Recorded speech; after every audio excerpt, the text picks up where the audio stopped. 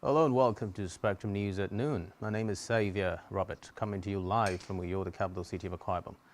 Let's take a look at the headlines. President Bola Tinubu to depart Nigeria today for G20 summit in India. Governor Moino reiterates commitment to delivering on campaign promises made to local government areas. Plus, President Zelensky replaces Ukraine's defense minister Reznikov. We'll bring you details of these stories and more in a moment.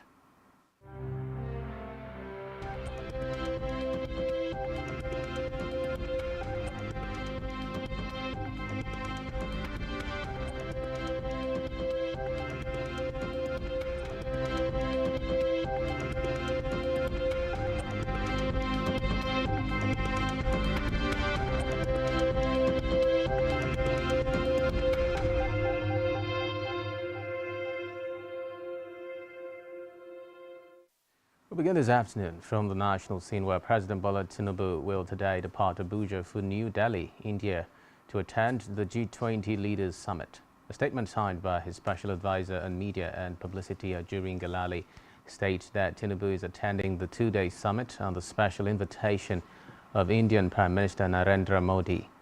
In the statement, Ngelale revealed that the president aims to leverage the platform to attract global capital and promote increased foreign direct investments in key labor-intensive sectors of Nigeria's economy for job creation and revenue expansion.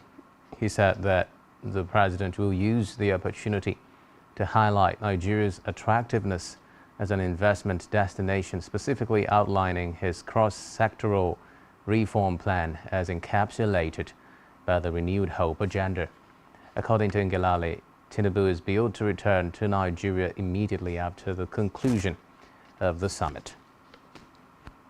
Away from that, the federal government has issued a 30-day ultimatum to illegal miners to desist from such activities in the country. Speaking during a press conference in Abuja, the Minister of Solid Minerals Development, Dele Alake, explained that all efforts to formalize unlicensed miners into cooperatives have proven abortive.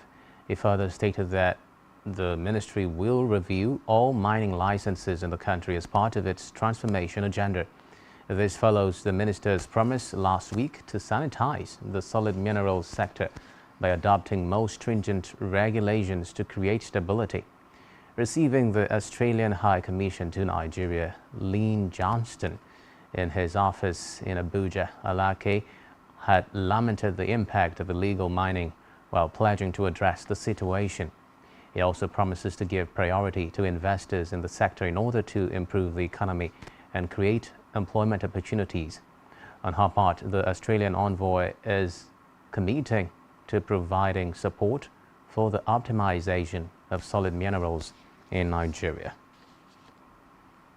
Meanwhile, the federal government has said that the electricity meter upgrade process to be implemented by power distribution companies would not affect the credit unit's balance in the meters. It disclosed this in a statement issued in Abuja by the Nigerian Electricity Management Services Agency, NEMSA, stressing that the agency would ensure that all electricity meters and instruments deployed in the sector were of the right standard.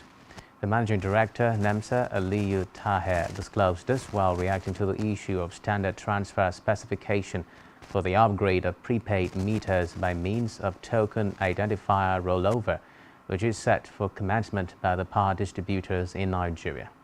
Taher explained that in order to overcome the TIT rollover occurrence, all meters would require key change tokens with the rollover bit set, which would be provided by discos.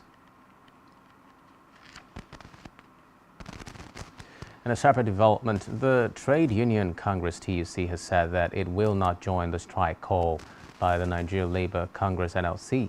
The TUC made this known at its National Executive Committee NEC meeting in Abuja, saying it would continue with dialogue with the government to ease the pain of petrol subsidy removal.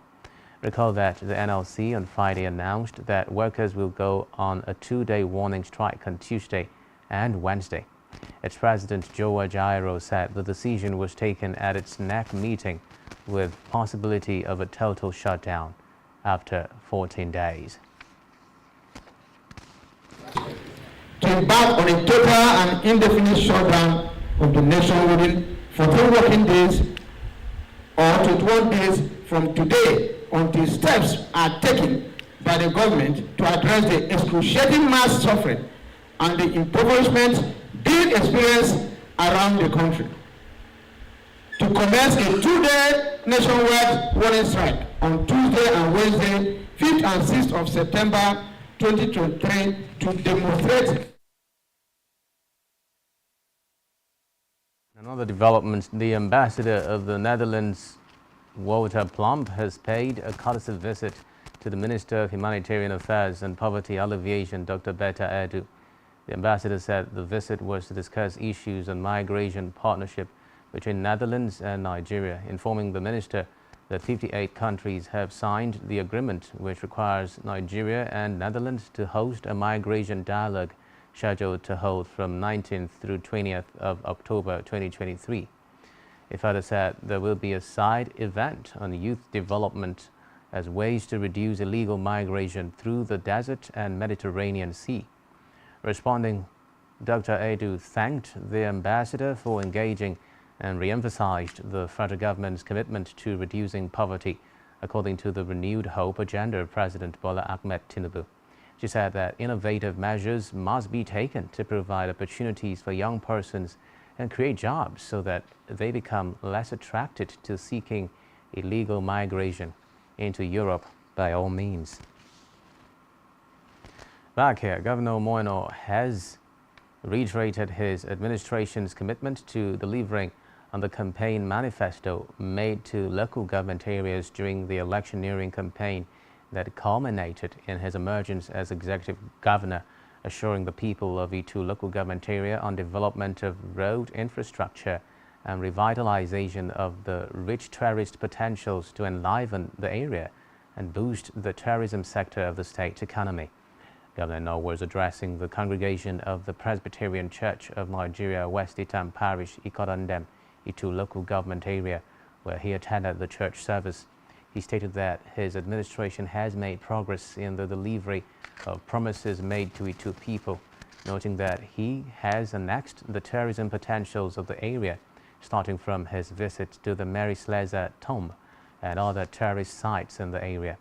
The state chief executive used the occasion to shed light on the palliatives earlier scheduled for distribution to the people from today, Monday, 4th September, regretting that the state rice millers have not lived up to their promise of delivering the consignment as agreed, and gave them marching orders to supply the rice in 72 hours or risk contracting the supply to outsiders.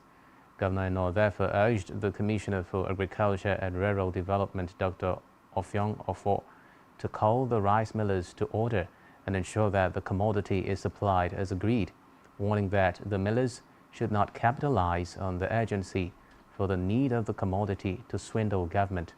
Government House correspondent Jay Noah reports that in his sermon, the Deputy Clerk General Assembly of the Presbyterian Church of Nigeria, Reverend Anyefio Ekop, who preached on the theme Godliness with Contentment, admonished that God does not intend to keep his people from prospering, but wants them to maintain balance and moderate the tendencies towards unnecessary battles, exploitation, fear, and loss of peace in pursuit of material wealth.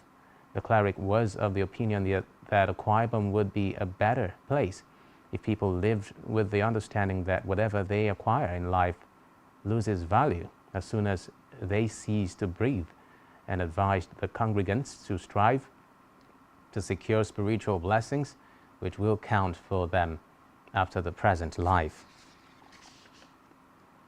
In the meantime, Governor Moina has approved the remodeling of the Mbente Primary School in Ifankari Ini local government area as part of his Arise agenda drive of promoting qualitative basic education through rural development. The governor also announced immediate mobilization of contractors to site for the completion of the 5 kilometers Mbiabong-Kari Road project. that was initiated by the immediate past administration. Governor Eno was among dignitaries at a funeral in honor of the deceased chancellor of a foremost socio-political organization in the state,